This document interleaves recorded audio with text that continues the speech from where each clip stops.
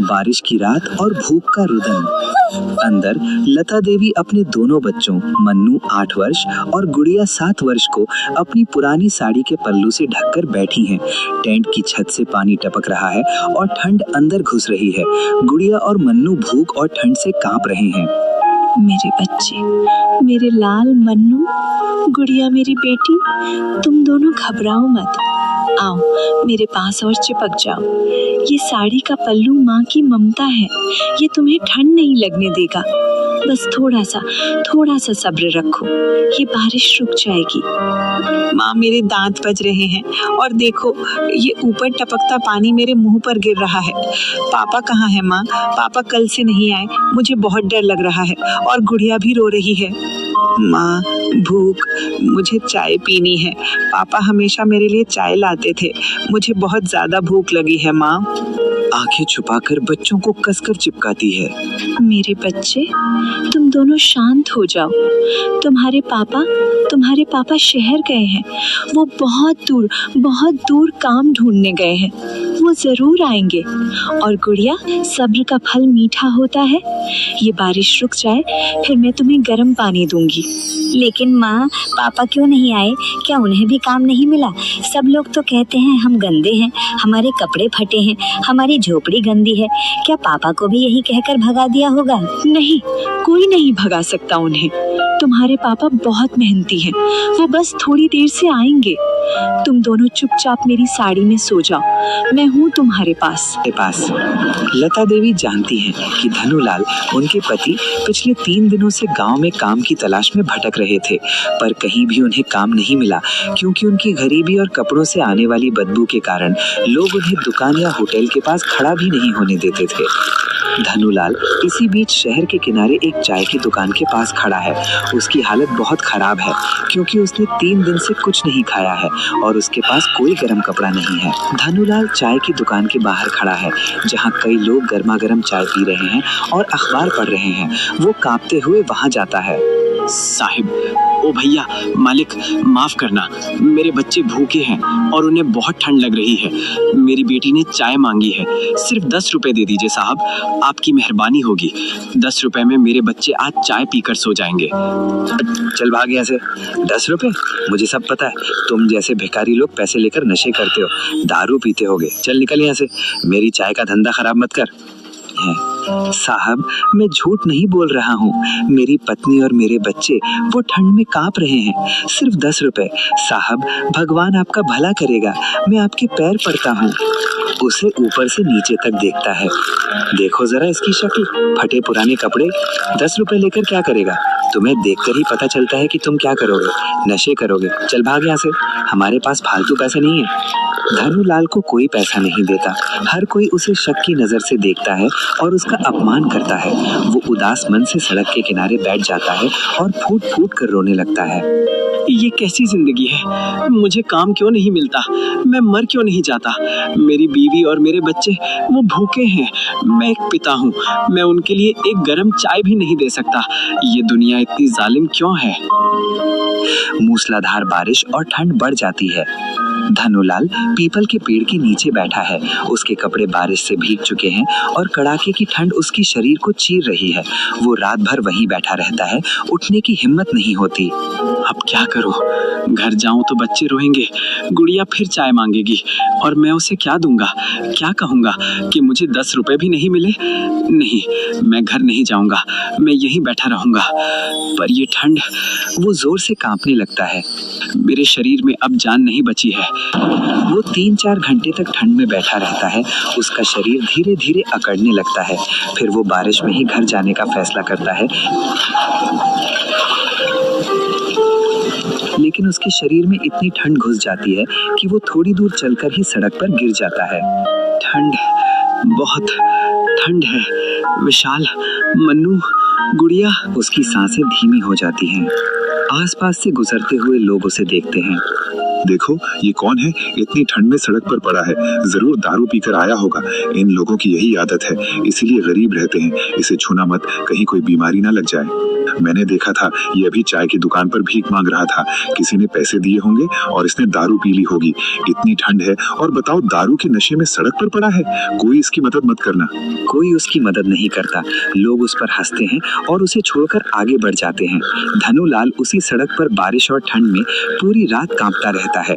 सुबह तक कड़ाके की ठंड और बरसात के कारण उसका शरीर जवाब दे देता है और वो इस दुनिया को अलविदा कह देता है।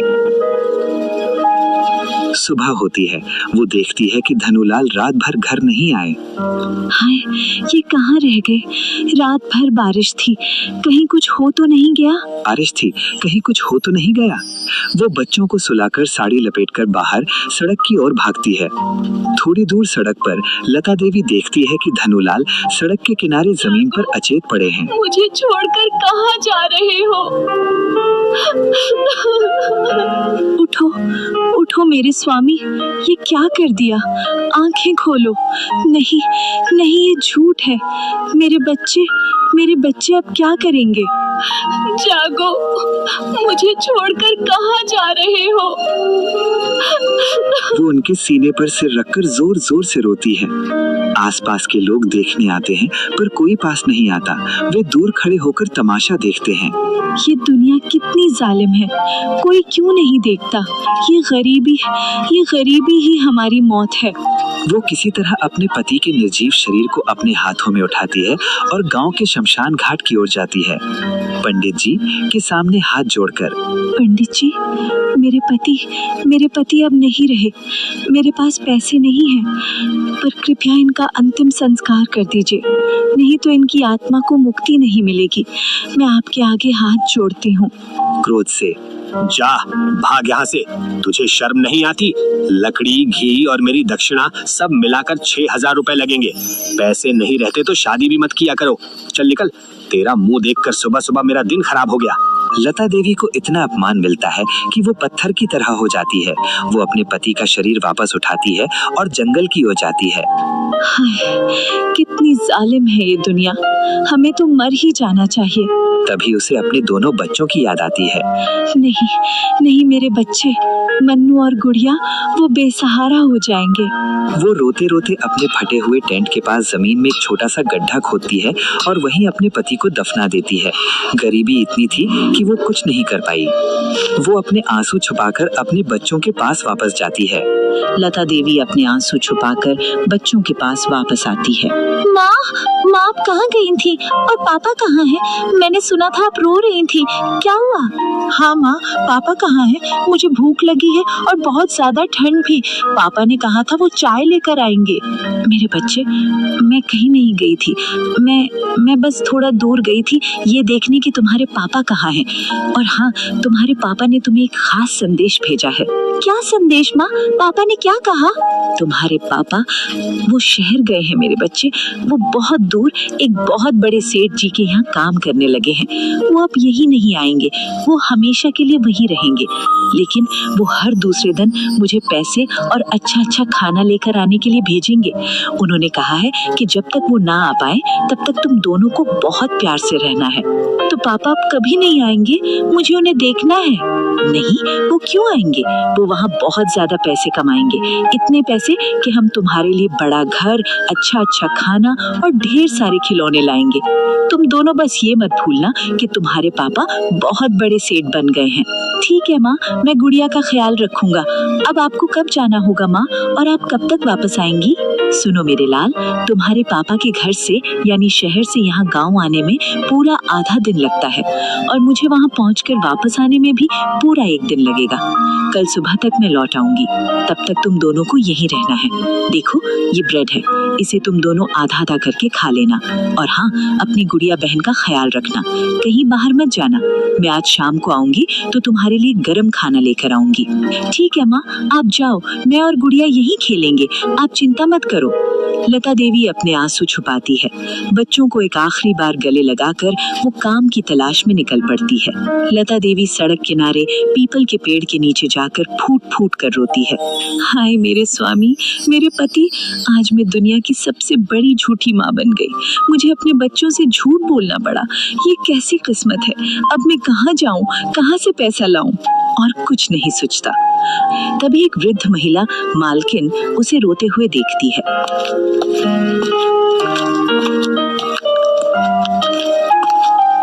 क्यों रो रही है बेटी? क्या हुआ? किसके लिए रो रही है? दादी जी, मेरे बच्चे भूखे हैं और मेरे पति भी नहीं रहे। मुझे कहीं काम नहीं मिल रहा। मैं कहाँ जाऊँ? ओह, ये तो अच्छी बात है। मतलब तुम्हारे लिए खुशखबरी है।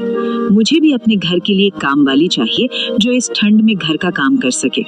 मैं तुम्हें अपने घर पर काम देती हूँ। तुम्हें झाड़ू पोंछा करना होगा, बर्तन साफ करने होंगे और सबके लिए खाना बनाना होगा। धन्यवाद दादी जी, आप भगवान हैं। मैं सब काम करूँगी। ठीक है, तो रोज सुबह आकर शाम को जाना होगा। मैं तुम्हें रोज 100 रुपए दूंगी। और हाँ, रात का जो खाना बच जाएगा, अगर बच गया तो वो तुम अपने बच्चों के लिए ले जा सकती हो। बस काम में कोई कोताही नहीं होनी चाहिए। 100 रुपए और खाना भी, ये बहुत है। मैं आपका काम पूरी ईमानदारी से करूंगी। लता देवी काम पर जाती है। वो बर्तन धोती है, पूरे घर में झाड़ू पोछा करती है। शाम को मालकिन इसे 100 रुपए देती है और बचे हुए खाने का एक पैकेट देती है। कुछ दिन तो खाना बच जाता है, पर कभी कभी नहीं बचता। ये 100 रुपए, इससे कल की दाल आएगी और बचे हुए पैसों से बच्चों के लिए थोड़ा दूध ले सकूंगी। आज खाना बचा है, मेरे बच्चों को भरपेट खाना मिलेगा। वो घर आती है और मन्नू और गुड़िया उसका इंतजार कर रहे हैं। माँ, आप आ गई। हम आपका बहुत देर से इंतजार कर रहे थे। पापा का क्या हुआ? क्या पापा ने पैसा भेजा? हाँ मेरे लाल, तुम्हारे पिता ने शहर से ये गर्मा गर्म खाना भेजा है। उन्होंने खास कहा है कि मेरी गुड़िया और मेरे मन्नू को ये खाना अपने हाथों से खिलाना। वो वहाँ बहुत मेहनत कर रहे हैं। पापा बहुत अच्छे हैं। अब हम खाएंगे। खाना बच्चों को खिलाती है। बच्चों को भरपेट खाना खिलाकर लता देवी उन्हें सुलाती है। वो सुबह होते ही फिर से काम पर निकल जाती है। ये सिलसिला कई हफ्तों तक चलता है। एक दिन लता देवी काम पर गई हुई है। गांव में अचानक पुलिस की गाड़ी आती है। सड़क किनारे अवैध झोंपड़ी लगे होने के कारण उन्हें हटाने का आदेश है। उस दिन भी तेज बारिश और ठंड है। कौन है यहाँ? ओए, निकलो बाहर।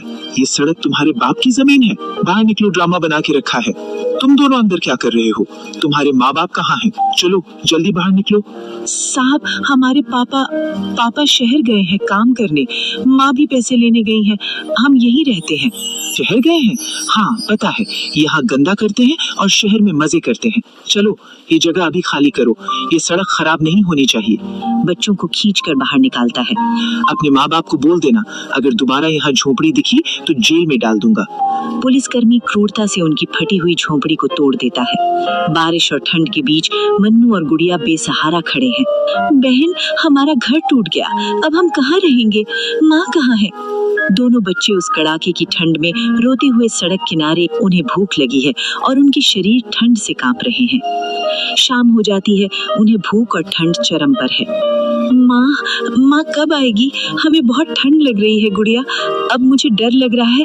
रात होते होते लता देवी काम से लौटती है। वो अपने बच्चों के लिए बचा हुआ थोड़ा सा खाना और 100 रुपए लेकर आती है।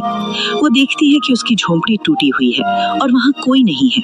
हाथ से पैकेट गिराकर चिल्लाती है, मन्नू, गुड़िया, कहाँ हो तुम? मेरा घर किसने तोड़ा? वो पागल होकर चिल्लाती है, सड़क पर भागती है। वो चाय की दुकान के पास पेड़ के नीचे अपने बच्चों को ठिठुरते हुए देखती है। दौड़कर बच्चों को गले लगाती है। मेरे बच्चे, मेरे लाल, तुम्हें चोट तो नहीं लगी? ये क्या हुआ? किसने किया ये सब? रोते हुए, माँ, पुलिस वाले अंकल आए थे। उन्होंने बहुत गुस्सा किया। उन्होंने कहा कि हमें यहाँ नहीं रहना चाहिए, नहीं तो हमें जेल में डाल देंगे। उन्होंने हमारा घर तोड़ दिया। माँ, अब चुप हो जाओ, कोई बात नहीं। तुम्हारी माँ जिंदा है। मैं हूँ तुम्हारे साथ। अब कोई तुम्हें हाथ नहीं लगाएगा। वो उन्हें वहीं पेड़ के नीचे अपनी साड़ी से ढककर पूरी रात चिपकाए रखती है। वो खुद सारी रात ठंड और बारिश में भीगती रहती है, बच्चों को अपने शरीर की गर्मी देती। अगली सुबह हमें एक ऐसी जगह चाहिए जहाँ हम छिप सकें। हाँ माँ, अब हम कहाँ रहेंगे?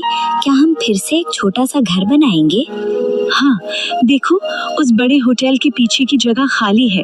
अगर हम वहाँ अपना घर बनाएंगे तो वहाँ चहल पहल कम होगी और आसपास खाना भी मिल जाएगा।